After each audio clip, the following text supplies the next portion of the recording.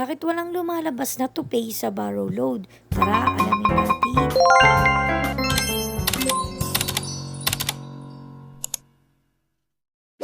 So, nung nakaraan ay nag-upload ako ng video tungkol sa kung paano mababayaran yung utang sa borrow load ng GCash. Sinabi ko pa nga doon na pwede tayo mag-partial payment or kalahati lang muna or di naman kaya bayaran na ng buo. Pero sa mismong video na ito ay maraming nagko-comment na bakit daw walang lumalabas na to pay or due date na kanilang borrow load. Kaya ngayon ay alamin natin kung totoo ito. Kaya dali-dali akong pumunta sa GCash. Dumiretso na ako agad sa borrow load. Kung makikita ninyo is wala pa akong utang, kaya pwede na ako makautang ulit.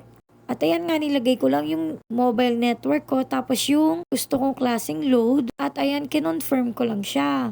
After nyan is, double check ko lang siya, tapos clinic ko na itong box, at clinic ko na rin itong confirm. Gintay lang ako sandali, tapos na-receive ko na rin agad yung load. So ayan, kitang-kita nyo na dumating na yung load at okay na siya. Kaya titignan ko naman ulit yung borrow load ko kung meron na bang nakalagay na to pay or due date. So ayan, wala pa rin nakalagay. Kaya hinayaan ko na lang muna. Tapos ito, tinignan ko rin siya after 3 or 4 hours yata. Pero ito nga, wala pa rin nakalagay. Ang nakalagay pa rin is wala talaga akong hiniram. So ito na nga, 9 hours later, ay tinignan ko siya ulit. So dito hindi na nga ako nag-expect kasi nga 'di ba ang daming reklamo sa comment section na wala nga daw lumalabas. Pero ito nga nung pag-open ko is lumitaw na agad yung word na due date, yung pay. Kaya ibig sabihin ay pwede ko nang bayaran kahit ngayon kung gustuhin ko man. Hindi ko alam kung bakit sa iba hindi siya gumagana or walang available sa kanila. Pero meron pa naman kayong 14 days para makapagbayad. For ang alam ko talaga after 14 days kapag hindi mo pa nababayaran ay automatic na siyang makakaltas sa iyong GCash. Pero ngayon nakita ko na kapag na late payment ka ay magkakaroon kayo ng charge na 2.5% ang inyong inutang. Kung umutang kayo ng load ng 100, kakaroon kayo ng late charge na 2.5